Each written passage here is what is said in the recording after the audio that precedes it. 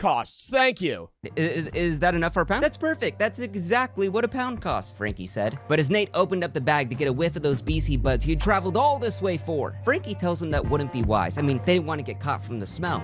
So without even waiting, Oh my god, does he sell them oregano? smelling or barely even looking at it, the two hand over what was their life savings to a Does he get ripped? sketchy grandpa they just met at a seedy Canadian bar. And with the pound of BC buds in hand, they begin the hardest part now, trying to get home.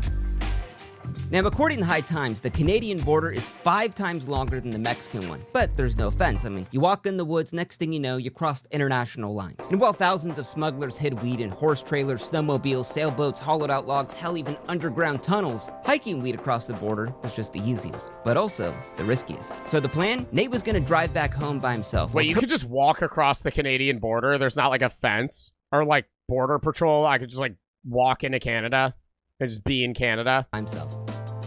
Hours later, with dirt on his face, Topher saw his first sign of American civilization. Outback Steakhouse, where there's no rules. It's just right. With Nate parked outside, Topher hopped in for a celebratory smoke of their freshly smuggled BC buds. No. It seemed like the plan had worked. It had all gone well.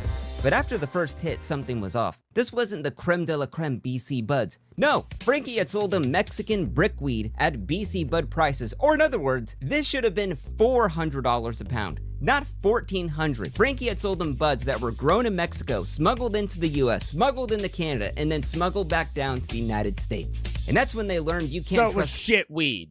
And it was probably old. anyone in the game, including the ancients, the elderly, and the weak. But luckily enough, the weed drought in Idaho was so bad they could actually still make money on this. Nate hit up his old friend Scuzz to have him sell it on the streets, and Scuzz was a connected dude even at 18 years old.